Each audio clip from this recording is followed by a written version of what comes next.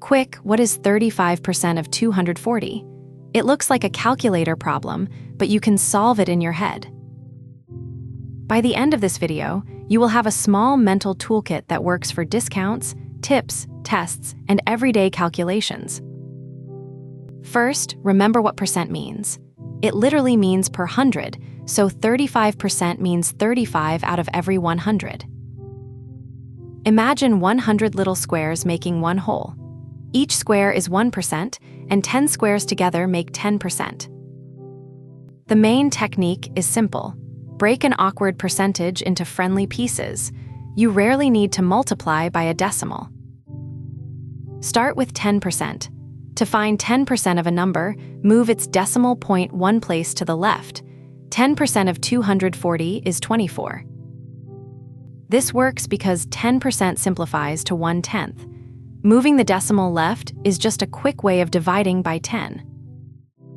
So 10% of 85 is 8.5, and 10% of 7 is 0.7.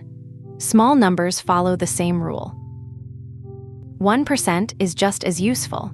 Move the decimal point 2 places left. 1% of 240 is 2.4. 5% is half of 10%. Since 10% of 240 is 24, 5% is 12. 10%, 5%, and 1% are your basic building blocks. Combine them, and most mental percentage problems become manageable. Try 15% of 80. Break 15% into 10% plus 5%. 10% of 80 is 8. 5% is half of that, which is 4. Add them together and the answer is 12. Some percentages have even faster shortcuts. 25% is 1/4, so 25% of 84 is 84 divided by 4. 84 divided by 4 is 21. Thinking in fractions can be much faster than thinking in percentages. 20% is 1/5. That means 20% of 65 is simply 65 divided by 5, which is 13. 50% is 1/2. 75% is 3/4. Recognizing these friendly fractions saves several calculation steps. Now return to our opening question, 35% of 240. Break 35% into 30% plus 5%. 10% is 24, so 30% is 3 groups of 24. That gives us 72. 5% is half of 24, which is 12. Now we have both pieces. Add 72 and 12. The answer is 84. No calculator, no long multiplication, and no confusing decimal formula. For 12% of 250, 10% is 25. 1% is 2.5, so 2% is 5. The total is 30. Here is an extra shortcut.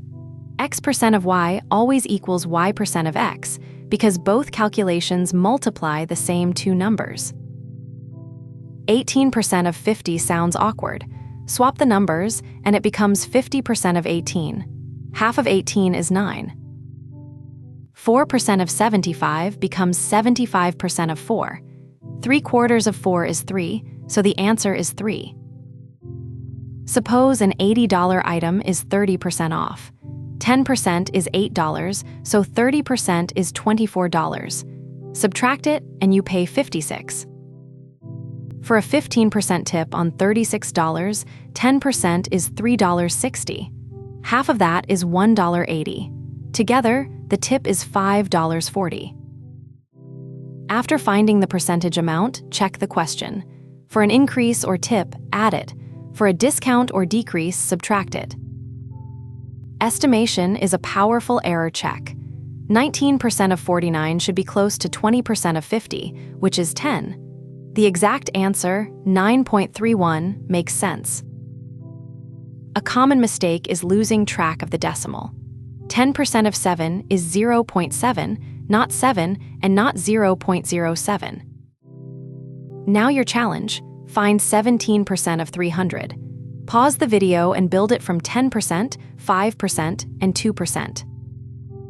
10% is 30, 5% is 15, 2% is 6. Add the pieces, and 17% of 300 is 51. Remember the toolkit. Find 10%, have it for 5%, move 2 places for 1%, use friendly fractions, and swap the numbers when helpful. With a little practice, percentages stop feeling like formulas and start feeling like building blocks. Try the method the next time you see a discount, tip, or test question.